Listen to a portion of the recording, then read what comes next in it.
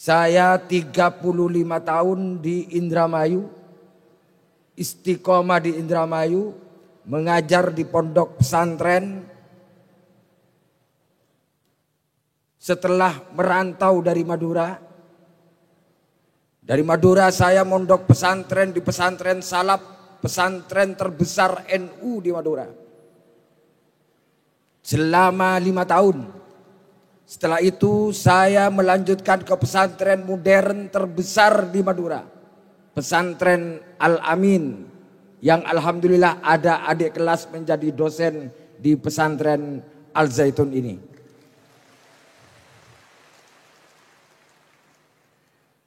Saya mengajar di pesantren, begitu tiba reformasi saya terlibat dalam partai politik.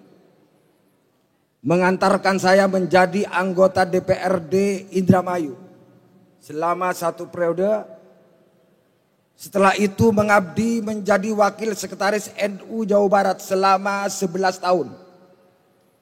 Dalam rentang waktu menjadi anggota DPRD yang harus menampung aspirasi masyarakat, menjadi wakil sekretaris NU Jawa Barat selama 11 tahun, menampung aspirasi keagamaan masyarakat, tidak ada satupun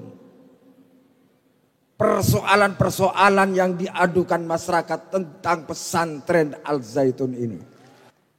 Oleh karena itu, ketika pesantren Al-Zaitun akhir-akhir ini, bapak-bapak dan ibu-ibu sekalian sudah tahu di media sosial, dibombardir kanan kiri atas dan bawah, bertubi-tubi tumpah ruah,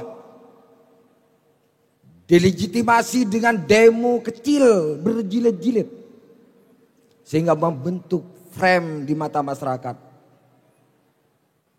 Saya tak punya ikatan apapun dengan pesantren Al-Zaitun, tetapi jiwa merasa terganggu dengan apa yang terjadi di media sosial dan sejumlah televisi.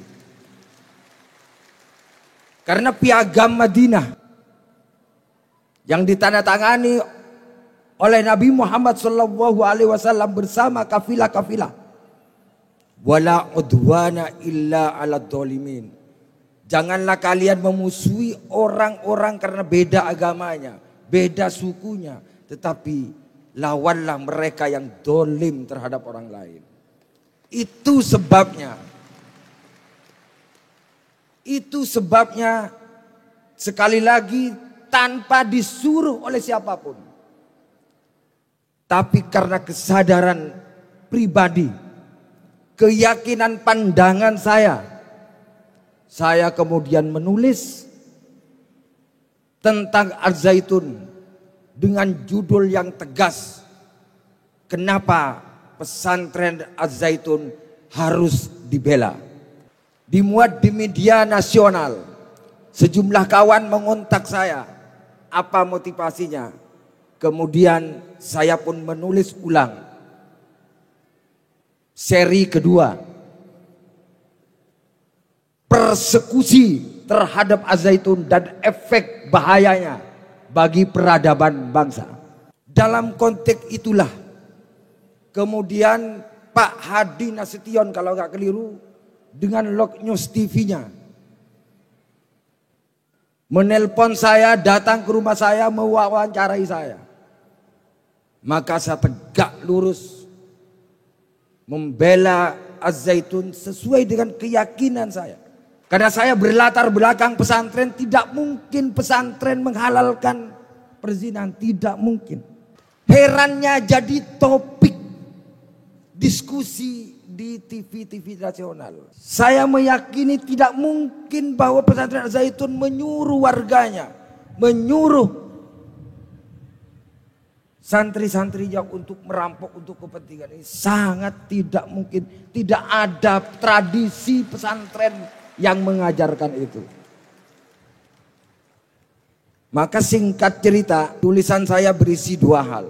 Pertama, bahwa pesantren Al-Zaitun dengan seluruh jenjang pendidikannya dari MI ke atas. Sungguh luar biasa. Mendapatkan akreditasi unggul, A unggul. Jangankan sekolah swasta, sekolah negeri pun sungguh sangat sulit untuk mendapatkan akreditasi A unggul. Itu apa maknanya? Itu pengakuan pemerintah, pengakuan negara Republik Indonesia terhadap pesantren Al-Zaitun, bahwa pesantren Al-Zaitun berkontribusi terhadap pendidikan dan bukan saja berkontribusi secara progresif, tetapi lebih dari itu. Pesantren Al-Zaitun karena mendapatkan akreditasi A unggul, pendidikannya memenuhi seluruh persyaratan-persyaratan yang diatur oleh regulasi negara. Tidak ada penyimpangan apapun dari sisi kurikulum. Yang kedua, orang selalu menuduh Ma'had Al-Zaitun, mohon maaf, markas dari negara Islam Indonesia, dan itu selalu ditanyakan oleh para wartawan ketika menemui Syekh Panji Gumilang. Saya tidak perlu bertanya, tetapi itu kebohongan yang nyata. Kenapa kebohongan yang nyata? Alumni Ma'had Al-Zaitun sudah ribuan, menyebar ke seluruh Indonesia, menyebar ke seluruh tanah air, bahkan mungkin ke sejumlah negara. Saya men-tracking big data. Tidak ada tindakan terorisme yang di Indonesia, mulai dari Bali, di Cirebon, di Tamrin Jakarta, di Boyolali, tidak ada satupun aksi terorisme yang terkoneksi dengan pesantren Al-Zaitun. Bahkan saya juga pun men-tracking big data. Tidak ada alumni pesantren Al-Zaitun yang terlibat untuk penutupan rumah-rumah ibadah. Bahkan bukan sekedar itu. Di Jawa Timur, ini perwakilan dari Malang tadi, saya ditelepon oleh saudara saya dari Malang juga, bahwa di Jawa Timur alumni Ma'had Al-Zaitun sekitar 600. Itu jangankan terpapar terorisme, meskipun perbedaan amaliyah, karena di Jawa Timur adalah kuat NU-nya, dengan tahlilannya, dengan marhabannya, mungkin kita tidak sependapat dengan mereka, tapi alumni pesantren Ma'had Al-Zaitun tidak pernah mengganggu mereka.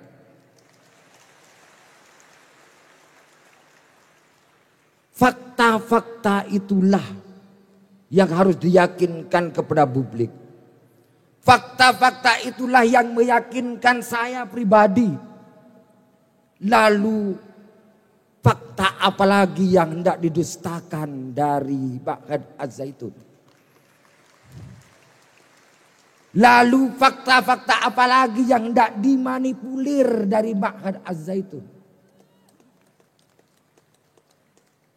Maka saya merasa bersyukur mewakili pesantren Indramayu, karena bagaimanapun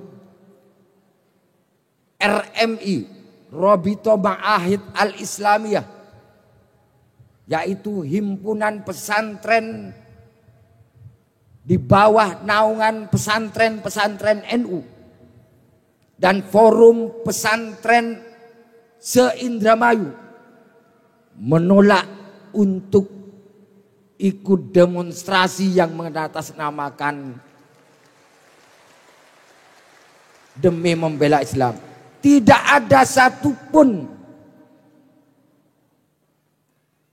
perhimpunan pesantren di bawah naungan Nahdlatul Ulama dan pesantren-pesantren ormas lain, juga hasil silaturahim kami ke pesantren-pesantren Cirebon, tidak ada satupun yang tertarik untuk mengikuti demonstrasi kepada pesantren Al-Zaitun. Karena memang tidak direlevan. Tidak ada kerjaan mendemo pesantren, itu nggak ada pekerjaan. Terakhir penutup, saya teringat pernyataan Lionel Roosevelt, First Lady Amerika Serikat tahun 62. Ada 3 manusia. Orang besar adalah orang yang menyibukkan dirinya dengan gagasan-gagasan besar untuk peradaban masa depan.